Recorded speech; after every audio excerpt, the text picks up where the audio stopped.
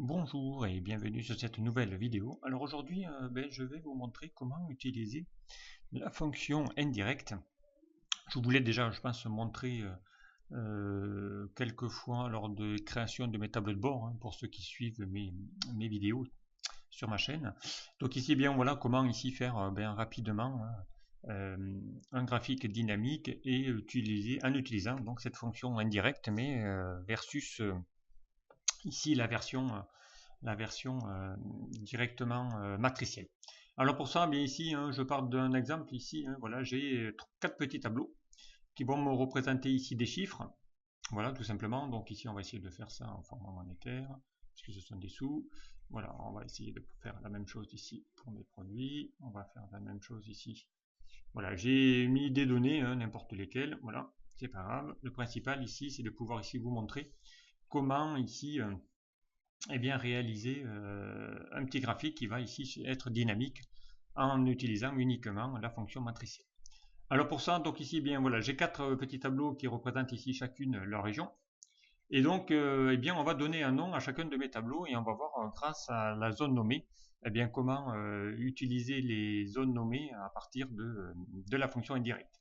Donc pour ça, pour créer une zone nommée, je vous rappelle, hein, vous sélectionnez ici votre tableau et ici, vous lui donnez un nom. Ici, on va l'appeler Nord.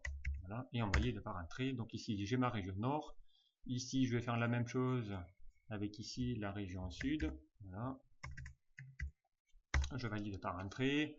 Je fais ici la même chose en utilisant, voilà, je sélectionne. Voilà, ici c'est ma région Est. Je valide. Je vais prendre ici la même chose pour ma région Ouest. Voilà, je fais ma région Ouest. Et je valide. Voilà, donc ici j'ai mes quatre zones nommées. Hein. On peut aller dans l'onglet Formule, gestionnaire de noms, et on voit ici effectivement nos quatre zones nommées, nos quatre étiquettes créées à partir de mes quatre tableaux.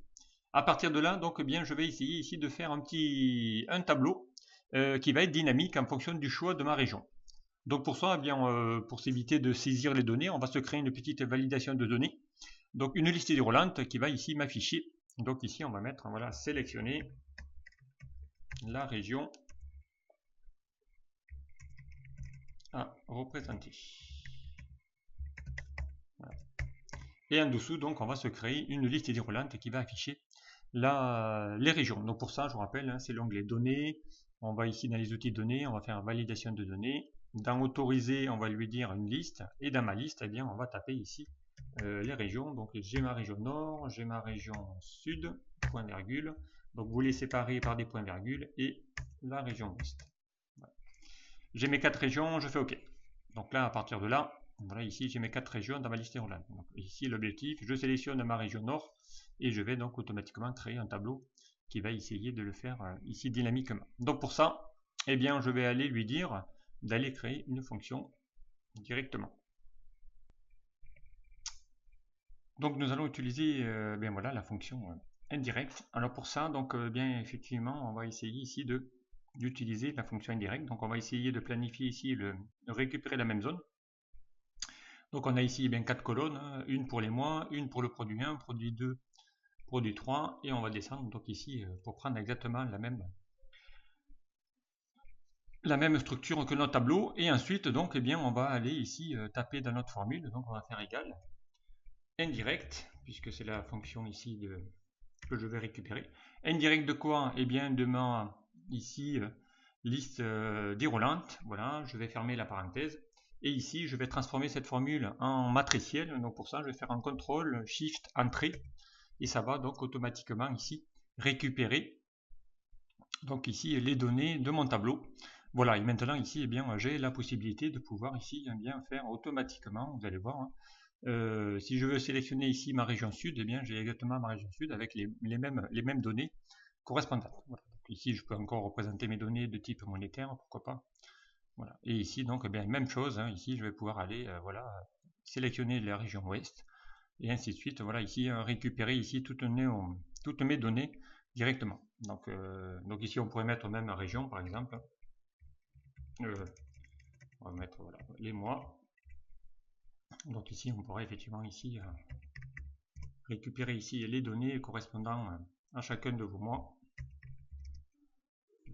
et voilà. Donc ici, eh bien voilà, hein, comment ici utiliser la fonction indirecte avec une plage nommée. Voilà, on va remettre un peu de mise en forme, on va remettre une petite couleur de remplissage pour ici dire qu'il faut sélectionner, voilà, ici, et ici, donc j'ai les données correspondantes à chacune de mes régions.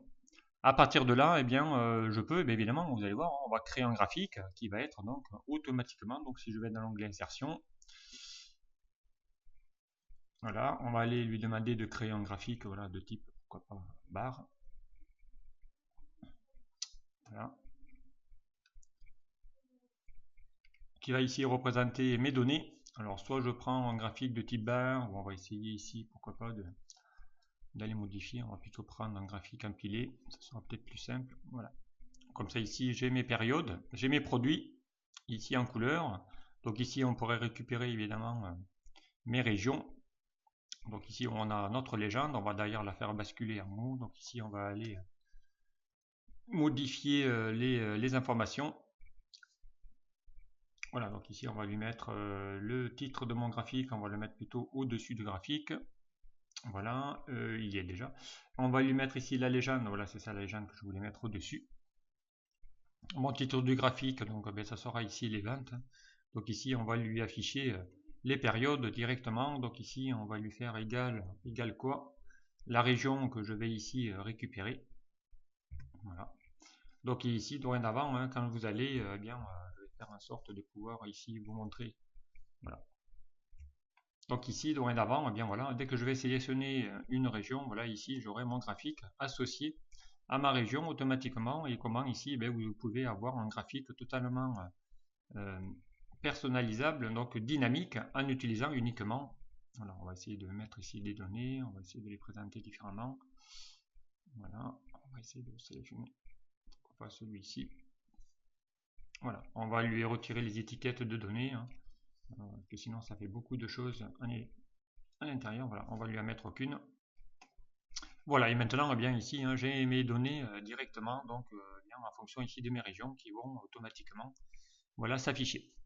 Et tout ça, donc grâce à une seule fonction qui s'appelle donc la fonction indirect, donc indirect, et que j'ai mis évidemment transformé en matriciel. Donc ici maintenant dorénavant vous avez ici les accolades qui apparaissent pour vous dire que cette fonction elle a été transformée en matriciel. Donc on rappelle, hein, pour transformer une fonction en fonction matricielle, donc il faudra appuyer sur le CTRL, MAJ et Entrée pour transformer votre fonction. Voilà. Et totalement ici, donc maintenant vous pouvez ici sélectionner chacune de vos régions à partir ici de mon graphique.